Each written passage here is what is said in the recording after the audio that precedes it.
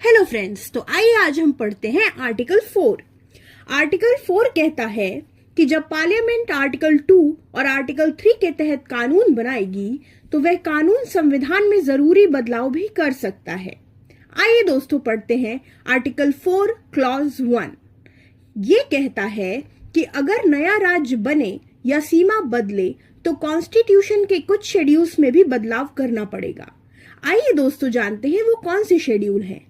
वो शेड्यूल है पहला फर्स्ट शेड्यूल। इसमें राज्यों और यूनियन टेरिटरीज के नाम और क्षेत्र यानी टेरिटरी लिखे होते हैं, इसलिए नया राज्य बनने पर इसे बदलना जरूरी होता है।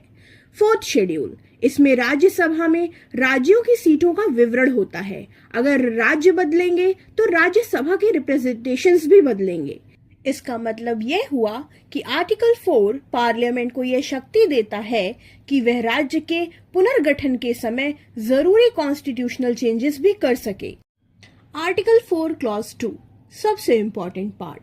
अब इस सबसे महत्वपूर्ण बात यह है दोस्तों कि आर्टिकल 4 क्लॉज 2 कहता है कि आर्टिकल 2 एंड 3 के तहत बने कानून कॉन्स्टिट्यूशनल अमेंडमेंट नहीं माने जाएंगे।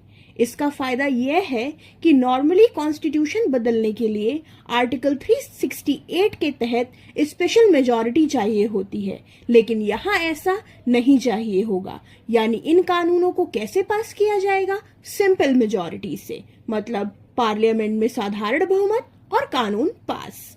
क्यों जरूरी है यह? आइए जानते हैं। अगर हर बार राज्य बदलने के लिए बहुत कठिन अमेंडमेंट प्रोसेस हो तो देश का प्रशासन मुश्किल हो जाएगा।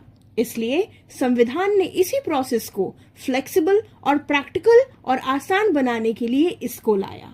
जैसे तेलंगाना बना, आंध्र प्रदेश का विभाजन हुआ तो फर्स्ट शेड्यूल और फोर्थ शेड्यूल में बदलाव हुए और यह सब आर्टिकल 4 की वजह से संभव हुआ। याद रखने वाली लाइन यह है दोस्तों कि आर्टिकल 4 पार्लियामेंट को यह शक्ति देता है कि वह राज्यों के पुनर्गठन के समय जरूरी कॉन्स्टिट्यूशनल चेंजेस आसानी से कर सके बिना आर्टिकल 368 की कठिन अमेंडमेंट प्रोसेस अपनाए। अगर आपको यह एक्सप्लेनेशन आसान लगी हो तो वीडियो को लाइक करें, चैनल को सब्सक्राइब करें और ऐसे ही आसान पॉलिटी लेक्चर्स के लिए जुड़े रहिए लर्न पॉलिटी विद प्रीति के साथ।